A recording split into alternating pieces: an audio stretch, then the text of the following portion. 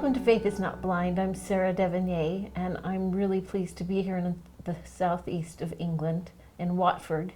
And I'm here with Letitia. Welcome, Letitia. Thank you. I'm especially pleased about this interview because we have wanted to have a representation of a lot of different types of journeys. And as I've been thinking about Letitia's story, maybe it's partly just being in England, but I've been thinking of T.S. Eliot and what he said in the Four Quartets about how we shall not cease from exploration. But at the end of our journey, this is paraphrasing, we shall get to the place where we started and know that place for the first time. And I want us to think about that as we think about Letitia's journey, what it means to explore, what it means to search, and what it means to know the place where we end up landing. So Letitia, if you just start off talking about your journey, just let us know when you first encountered the church, when that was, where you were, and how that happened. I was about 16 years of age and I lived in Watford with my family. My father had just recently passed away, and my cousin and her friend came to live with us because they were looking for work. They came from Mansfield. And my cousin didn't stay very long because she was very homesick, but her friend did stay, Diana. And we just became really good friends, and we built a bond together. And we actually worked together in as nurses, and we were sharing a room together. And I was just really impressed by her aura, I guess, or just about her as a person, because she just seemed so lovely. And so I just started to ask her questions about the church, and she shared a few things with me, and then she invited me to a couple of events at the ward. And it just kind of went from there, really. Just like the people were so nice and friendly, and there was a lovely spirit there. And so that kind of started me on that journey, and I started to have these discussions. Yeah. And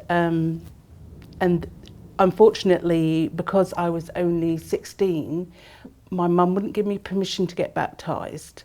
So she did a little bit of research. Unfortunately, there was no Google then. She had to go to the library, and she researched the church, and it was quite negative. So she wouldn't let me get baptised. So I wasn't able to get baptised till I was 18. So I had to wait another year. Yeah, so that's interesting that your first glimpses of the church were through a friendship. Yeah. And like you said, things were so positive and so warm, and Yeah. the people were so friendly. As you had to wait 2 years to get baptized, how do you think that influenced the development of your testimony as we talk about this exploration that you had? I think, as I came to church in all that time, and my testimony was growing, and it definitely helped me. I mean, to begin with, I was a little bit impatient, and, I was, with my mum was a little bit cross, but, I just thought, well, there's nothing I can do to change her mind. So I just have to kind of accept this and learn to grow. And so just by attending church, I think I did seminary, and doing all that kind of stuff. So I was definitely ready by the time I was 18. Right, it sounds like it. And that is extremely patient, especially for a teenager. Yeah. To be able to wait 2 years and to understand your mom's perspective. Yeah. When you finally got baptized at 18, what would you say were the sort of root or core elements of your testimony at that time? I'd read the Book of Mormon several times. Several times? Several times. I mean, the first time I read it, it kind of went over my head a bit. I was like, I don't really understand a lot of this. But you continued But anyway. I continued to Wow. read it.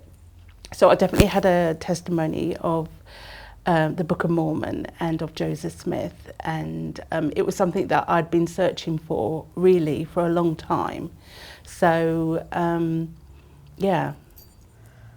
So you had, it sounds like some pretty strong roots, especially, again, as an 18-year-old. You're so impressive to have read the Book of Mormon more than once, and to keep searching it, to keep exploring. I think because I didn't really understand a lot of it the first time, I really wanted to immerse myself in it and try and understand more of it. And I mean, and even the second time, I didn't understand it all. I mean, I've read the Book of Mormon lots of times, and I find every time I read it, I understand it more. And there's hidden messages in there for all of us. And especially, you know, in my life, you know, especially when I came back, you know, came to church, you know, it was really empowering for me to see all these hidden messages. Yeah, and I love that word, empowering. And I think as we continue on this journey of exploration, sometimes there are routes that are less straight than others. Would you talk about what happened after you initially got baptized to make your route a little less straight, which is still a beautiful route, of course? I was baptized, and a couple of years after that, I took out my endowments. So I was very committed to the church. But as with everything, everybody, you know, things come along our path that we are not prepared for, and it kind of took me off that path. As our prophet, President Monson says, you know, I took the easy wrong route. So I made, you know, because it was just so hard with family and friends. So I just felt like, you know, I'm going to, you know, I'm not going to go.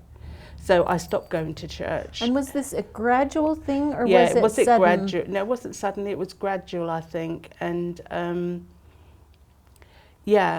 mean, perhaps because, I mean, I'm a firm believer in what I have really learnt since I came back to church is you really have to work on your testimony. Right. You can't let it go. So could you share with us a little bit more specifically? You referred to family and friends, maybe pressure.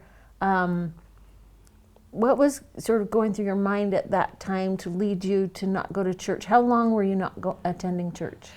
I was inactive for 20 years. Yeah, and that's a pretty long time. So, and I think we should explore that so people can understand.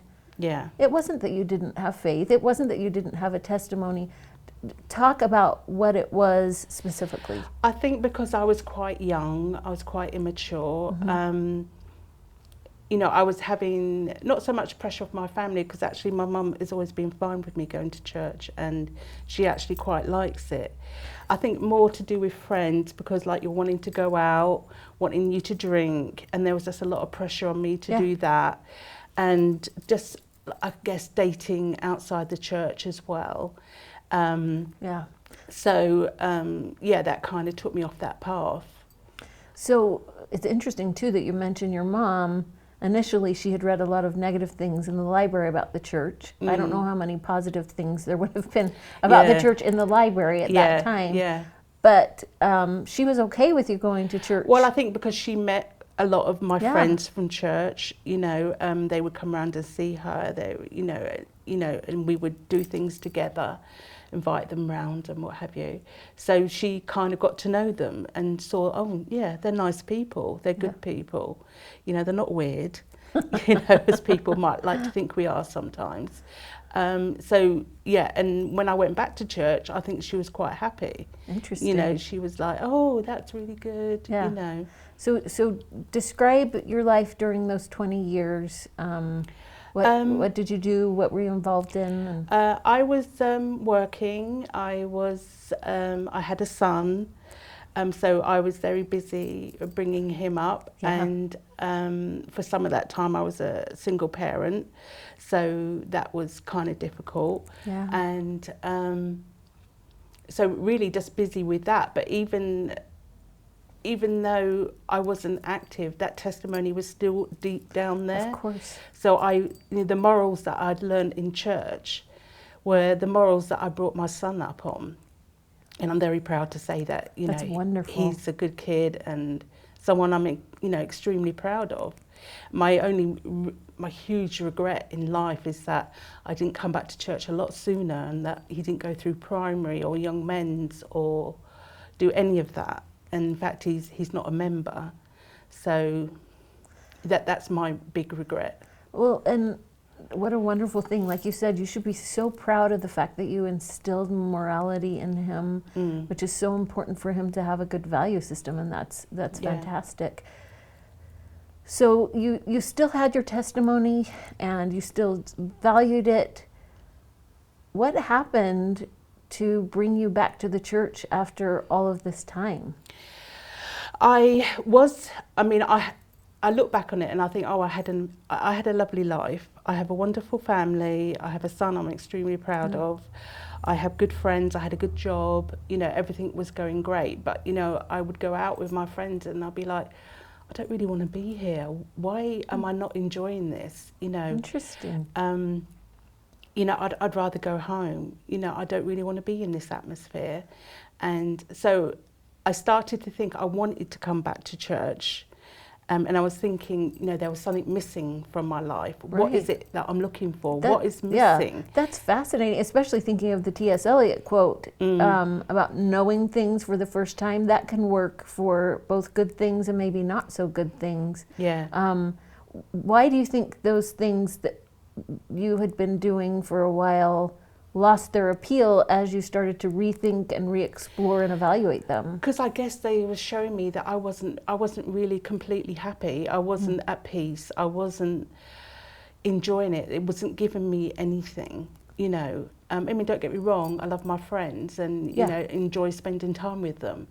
But it just wasn't, I was feeling like there was something missing. And I knew what it was, but I didn't quite want to face it yet. So, you know, for a long time, I was like, oh, okay, I'm going to go to church this week. And because I work shift work, I would quite often be working on a Sunday. So I'd be like, oh, my next Sunday off, I'm going to go to work. But then, of course, the Sunday comes and you're like, oh, I can't face it. You know, that just that fact of walking through that door was really difficult to face. So it took me a long time to get to the point of, I'm going to walk through that door. Yeah, I'm so glad that you would be honest about that, because I think sometimes people assume, well, we have the visitors welcome on our buildings, so shouldn't it be easy for someone to walk in? Talk about why that would feel so difficult, especially to someone who had been away from the church. I guess I was feeling that perhaps I would be judged, you know, that people wouldn't welcome me back. Oh, you know, why are you coming back now? You know, there might be an issue, you know, with something in that general area. And perhaps I just didn't feel like worthy, you know, and knew that if I did come back, this was going to be a lot of work. Yeah, and I think sometimes we don't appreciate that.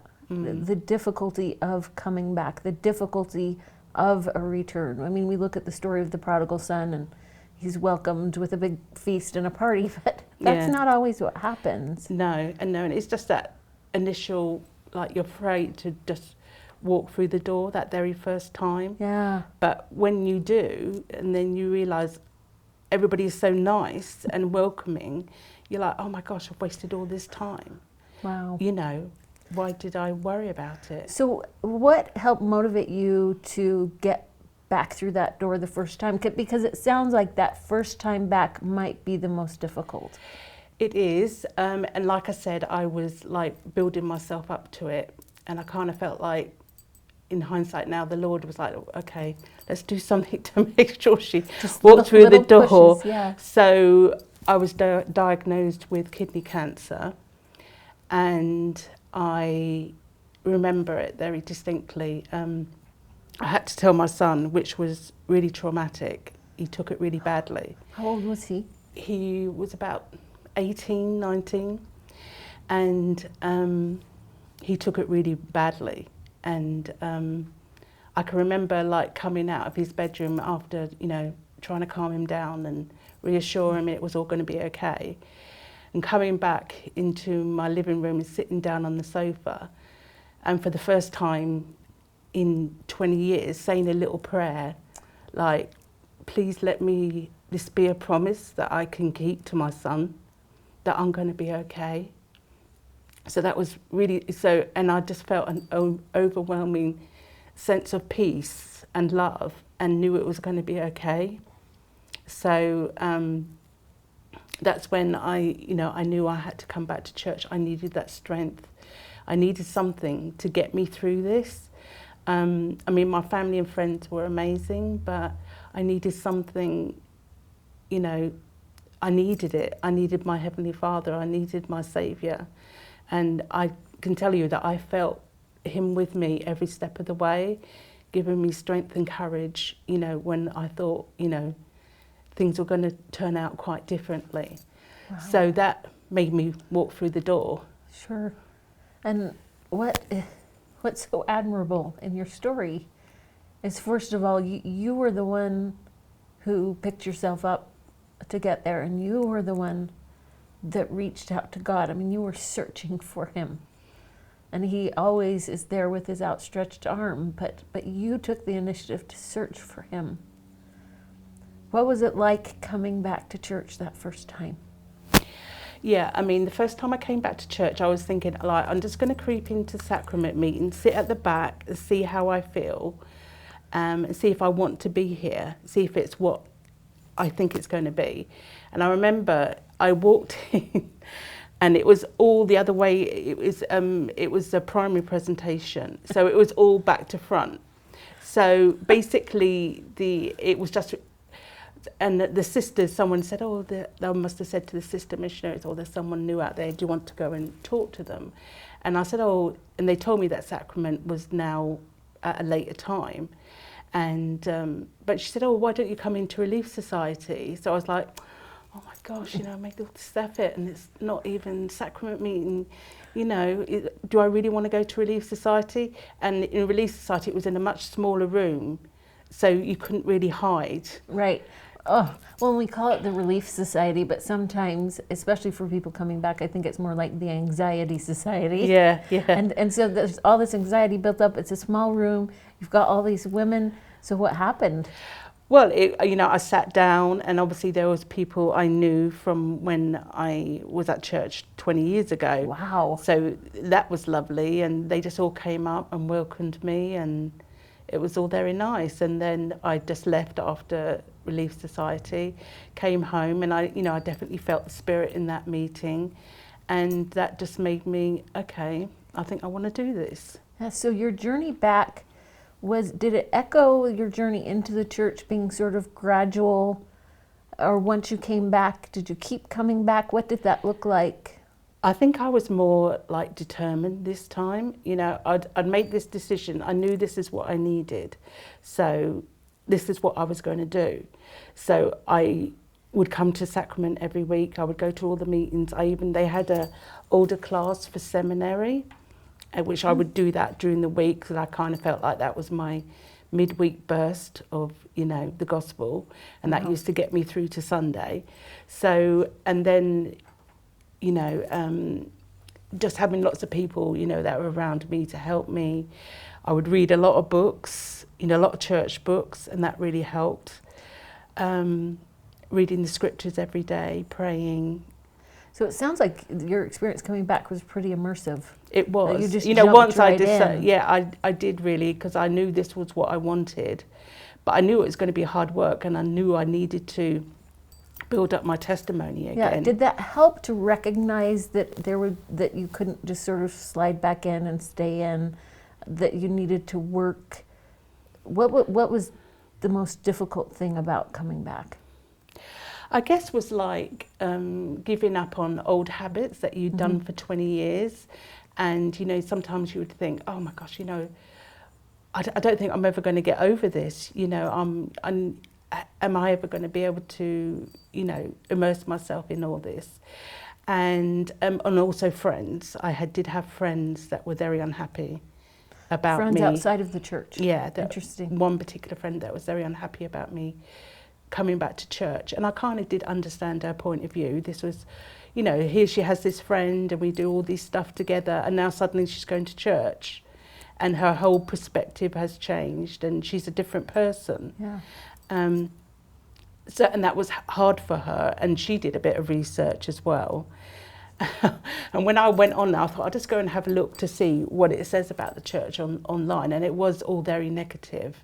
So, you know, we would have conversations, and I'd try to put her mind at ease and tell her, you know, what was happening and why I was doing it, and, you know, the questions that she had about the church, you know, about tithing and, you know, other things. Yeah. So, yeah, that was hard. I mean, it did kind of get to the point of, is this friendship going to have to go? Because she's very upset and she can't seem to handle it.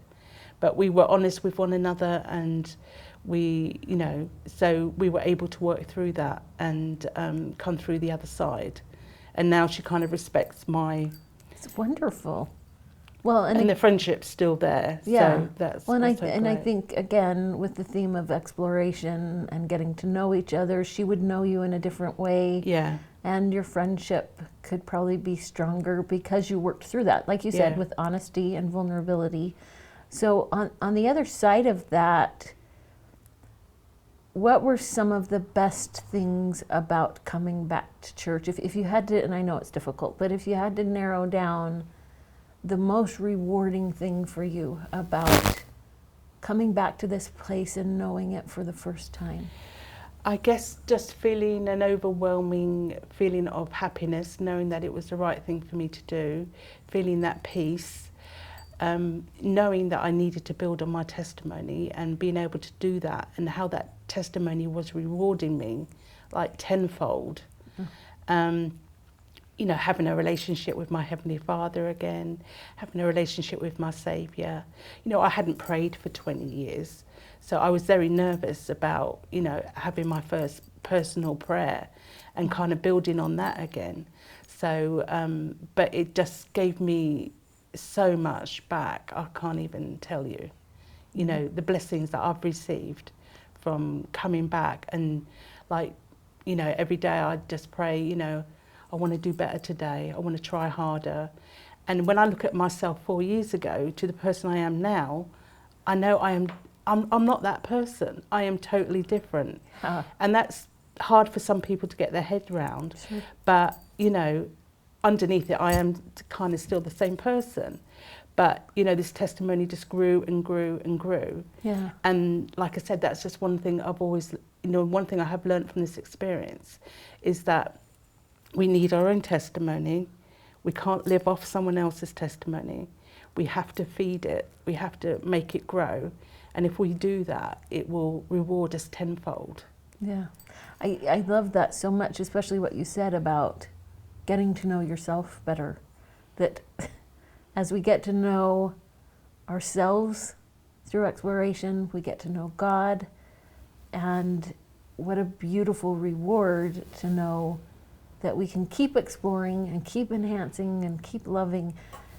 You're such a gift, and I appreciate you sharing this. And I imagine people out there who wonder, will it be worth it to come back, even though it's a lot of work?